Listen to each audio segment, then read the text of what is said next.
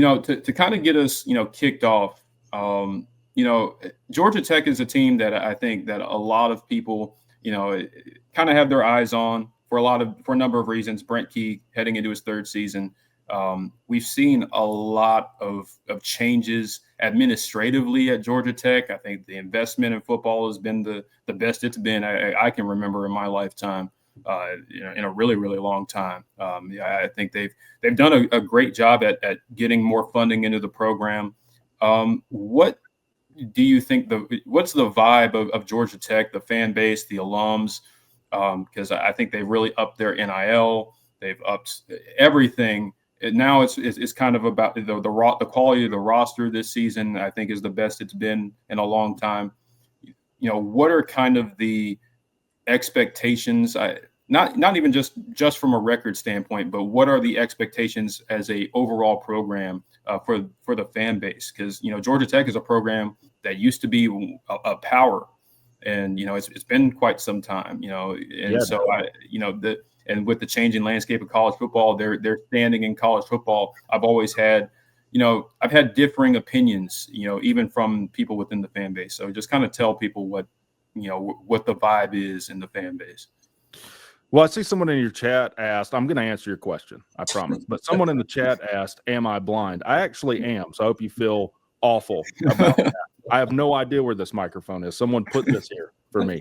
As far as the feel from the fan base, that's been the biggest problem at Tech for a long time. There are hundreds of millions of dollars that flow through Georgia Tech, but not in athletics. Like when I was there, Texas Instrument cut a check for $150 million, Google cut a check for $100 million, but none of it was flowing through football.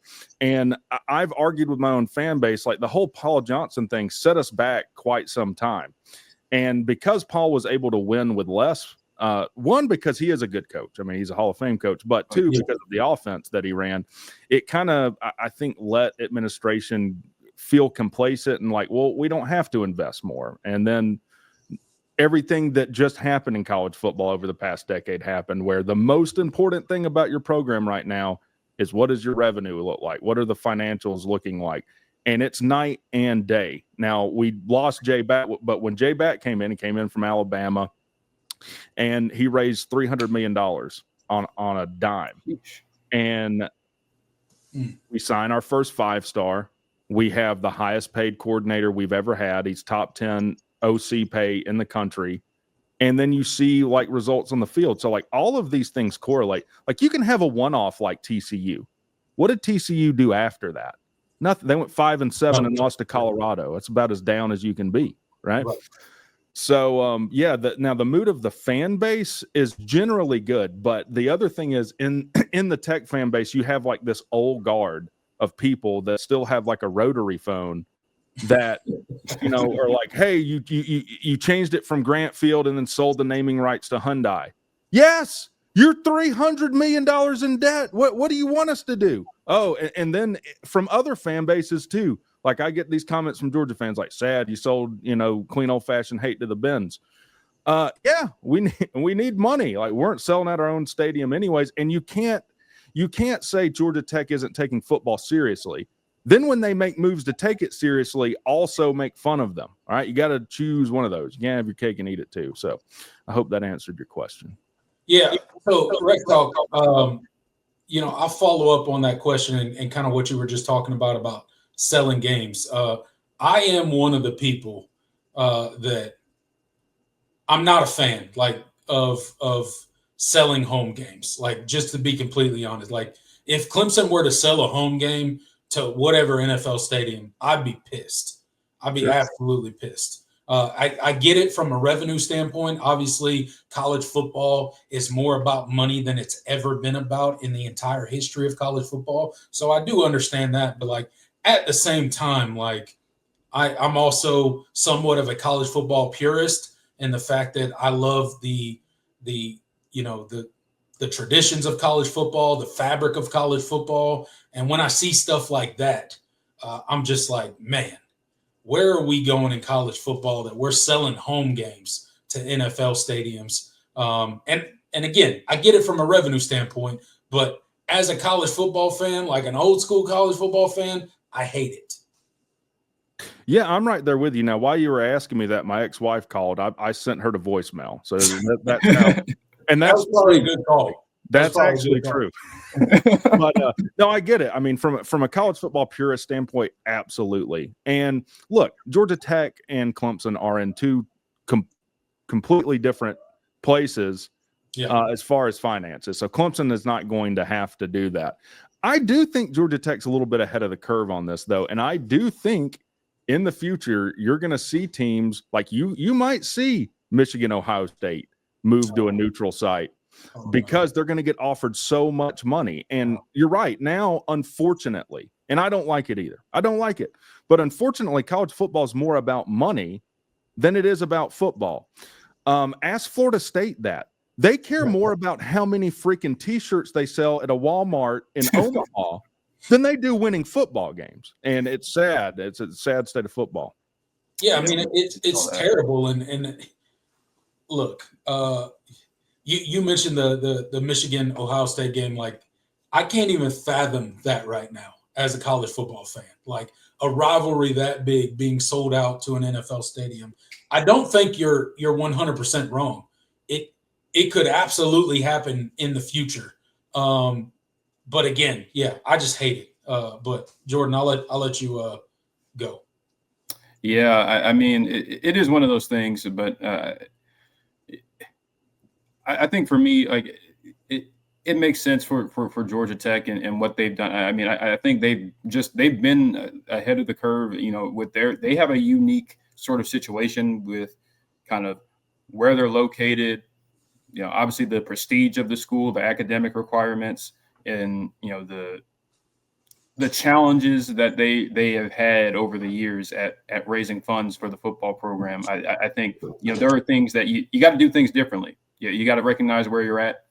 I think that's what Clemson had to do, 10, 15 years ago.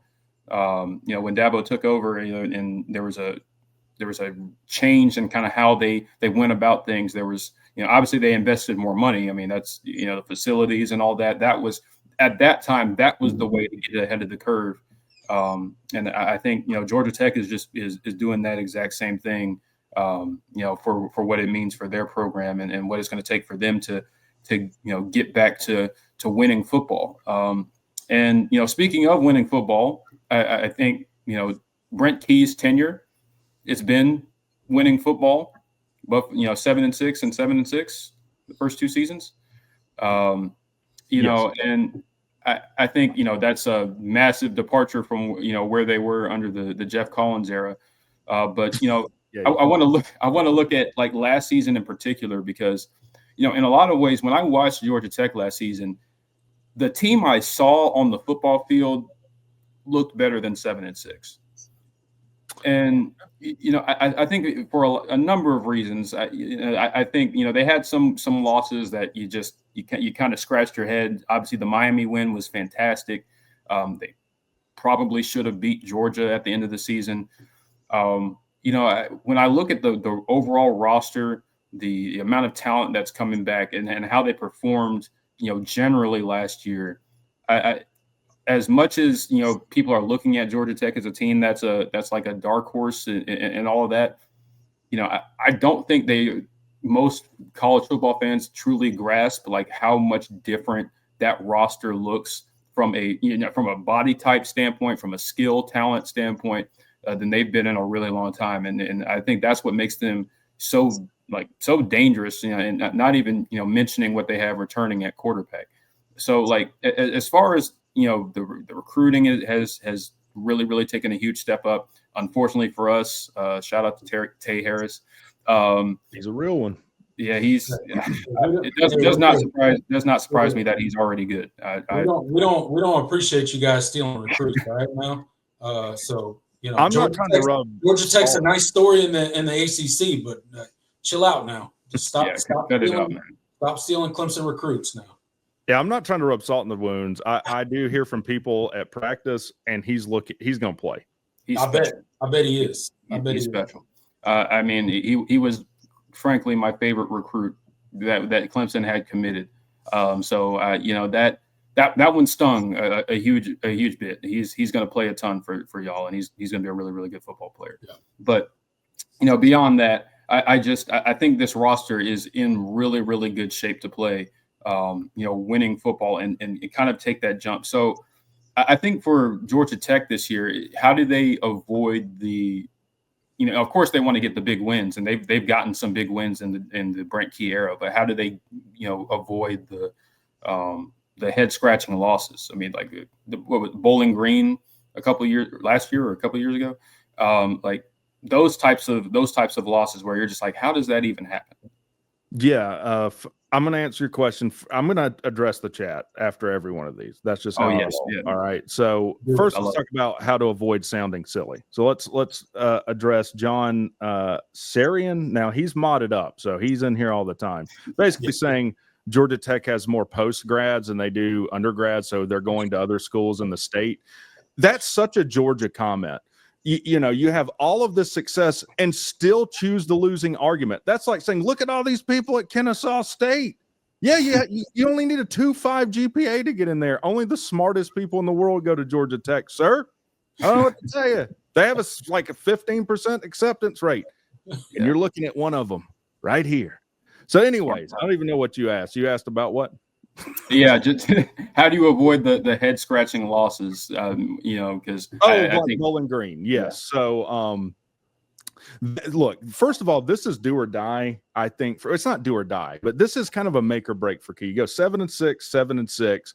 If you go 7-6 again, then it's like, okay, what are we doing? Because you've got talent, and if that does happen, it'll be because you drop a game to let's just say NC State is about what they were last year, or maybe a little worse. You dropped to them on the road in a nasty loss. The Virginia Tech game last year, even the Louisville game, I mean, you let them – that's one I'd like back too. It's not – Louisville's a good team, but it's one that you certainly – You and me both. Yeah. I didn't mean to bring up Louisville, but yeah, please don't. You've got to find a way to be a little bit more consistent. And that's really hard to tell this year. Like, how does Key do that? Well, luckily you have a good backup for Haynes King and Aaron Philo. In fact, he broke Trevor Lawrence's high school record in the state of Georgia. And his first touchdown throw was against Miami last year. So, I mean, he played really well, but I have zero reason to think Haynes King's going to be healthy the entire season. Buster said, hey, we told him at UBU, Haynes King being Haynes King is putting his shoulder down to get another 2 yards when it doesn't matter at all. And he's kind of insane. Yeah. The other thing is you've got a big question mark for me is the defensive line. We only have one guy returning in Jordan Vandenberg. Everyone else is going to be new. Now, one of them comes from Clemson. I'm trying to think, is it Manley? Hoffler. AJ Hoffler, yes. AJ Hoffler. Tell me what I'm getting with him. Let me ask you a question. What are we getting with AJ Hoffler? I don't know anything about him. Yeah, I mean, with AJ, I think, a guy that has long-term, especially really, really high potential. I mean, I was super high on him, coming out of high school. He was in the same defensive line class with Peter Woods, TJ Parker, Stephon Green, Vic Burley. Like he was in that group. And I think his long-term projection, it was a guy that I think is going to be a star, frankly. And I think the thing for him when he came to Clemson was, I think physically he had a lot of benchmarks he needed to meet in order to feel comfortable playing. I don't know where he's at now. I haven't kept up with what I've heard about him out of the spring or in fall camp, but. I think that if he's made the necessary gains, I think from a strength standpoint, I think he's going to be a really, really good football player, man. I mean, and I think it's a good fit. Obviously, new defensive coordinator. I keep blanking on his name right now. The safeties coach from Texas. Blake Gideon. Yeah, Blake Gideon. That transition is a thing I'm going to be keeping a real eye on because Tyler Santucci goes off to the NFL. He's a stud, but I guess he just didn't want to stay in college. I don't know. But I need you to be like the PR guy for Georgia Tech because like the way you go through that, like a lot of potential, which is really to me saying he didn't do much for you last year. He did not. No. Right. But you covered that fact up beautifully, and I respect that. Yeah, I mean, I like to dress it up a little bit. But you can kind of read between the lines with how I word things sometimes. But yeah, I mean, but I still think that he's a guy that could potentially, hell, this season, just step into that role, especially with he kind of might have to be with so much newness on the defensive line, and he's definitely one of the more talented guys in that room. Don't see any reason why he can't be a really good football player if he's done if he's made those necessary, progressions. So I'm interested in that. The defensive line certainly is a question, and just the transition from Tyler Santucci to Blake Gideon, who's never called plays before, I don't think, as a coordinator. Huge question. That's the scheme is going to be a really, really big thing. Is it going to be simple enough for a group that has a lot of new pieces to kind of take to it really fast? So I'm as interested in that as you are. So like, what do you think? Like schematically, I don't know what he, kind of what he's talked about in the offseason, what he wants to be. So like, what is the Blake Gideon defense based on his words? It's a good question. I mean, as far as I can tell, I guess he's running a 4-2-5. I mean, virtually every team's running some form of nickel defense out there. From everything he says in press conferences, it's like, hey, I want you to play instinctually. I don't want you thinking too much. And I'm like, well, that's great as long as your instincts aren't crap.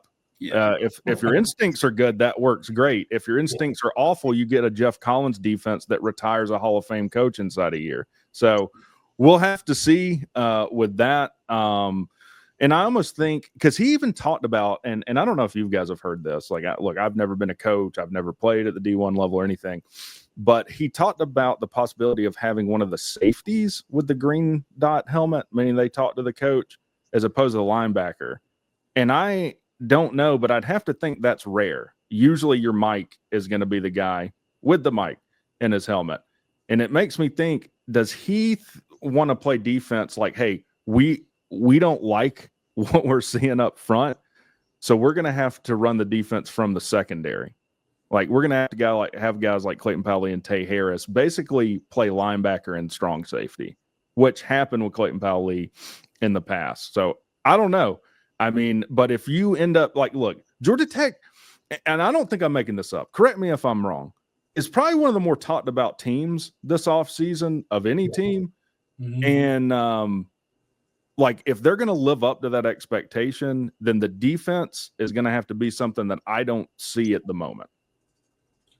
Yeah, I mean, look, they're going to definitely have to take a stride, and that's a big question mark when you're replacing your defensive coordinator and you're bringing up those issues along the front of that defensive interior.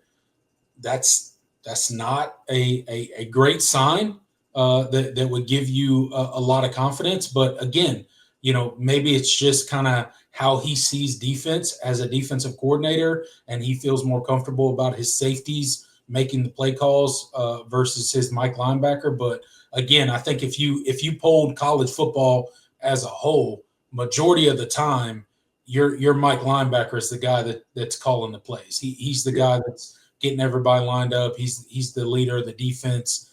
He's the one that's gonna take the brunt of that responsibility. So that would give me pause for concern for sure. But again,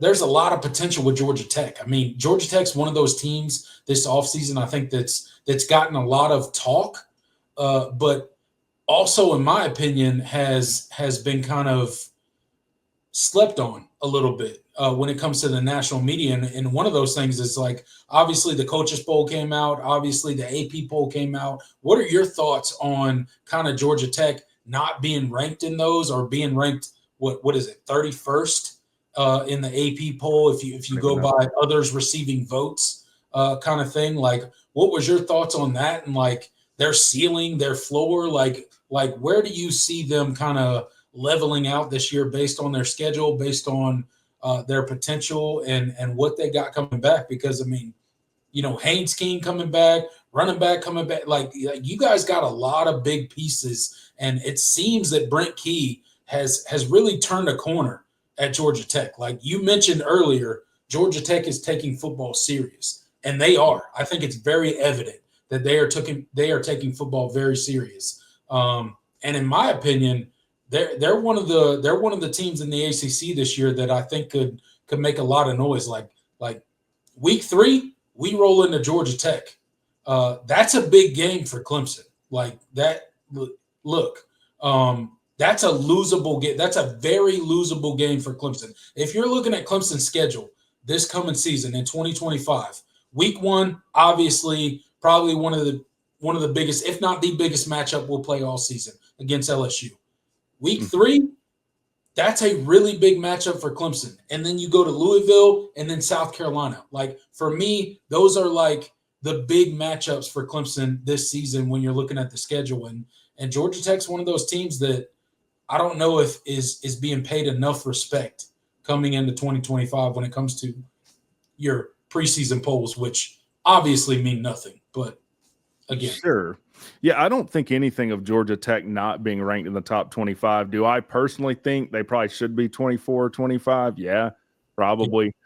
But it doesn't matter to me. But it's hard to say that they're slept on when they're getting so much media attention. Like when you're being slept on, that would be like the opposite of what you just said. Like Georgia Tech upsets Clemson and no one saw that coming. I think a lot of people see that as a possibility. Yeah. So it's a weird circumstance where you're not getting the rank, but you're getting kind of the respect, I guess, that would come with the rank.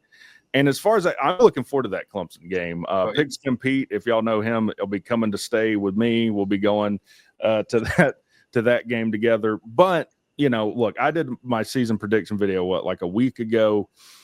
I have no reason to think we're going to get any pressure on Cade Klubnik. And if we don't, then you're probably beat us by 14 points or more. I mean, and that's going to be the story for Clemson or for Georgia Tech this year is like, can you stop the pass? That's been kind of a consistent issue. We were really good at stopping the run last year, really poor at stopping the pass. As far as expectations, this is probably the highest expectation Georgia Tech has ever had. Even going back to like 1990, no one thought anything of Georgia Tech. I think they went like 3-9 or something the year before that. You'd have to go back to like when Bobby Dodd was here or something. So a lot of expectations on Tech. I mean, you even have a lot of people saying like 9-3 for Tech. Josh Pate had us playing y'all in the ACC championship. Yeah, absolutely. And I don't subscribe to that, but I see why, because this is probably the easiest schedule. I'm not saying it's easy, but it's the easiest schedule Georgia Tech's had in a while. Like Georgia Tech's had some brutal schedules going back over the past, half decade or so. Mm-hmm. So we'll have to see. Yeah, no, 100%. And I think that it is kind of a strange kind of dichotomy, like you said, because of because Georgia Tech is getting a lot of mention. Haynes King was second only to Cade Klubnik in Player of the Year votes. Like there's a lot of Jamal Haynes is an all ACC caliber running back. Yes, this is the best offensive line I've seen I think Georgia Tech might be the best offensive line on Clemson's schedule. Like that's how high I am on that group. We're replacing 3 of them. I would say that last year. This year, there's some question marks up front. Yeah, but I think you've seen the development there. And shout out to Keelan Rutledge.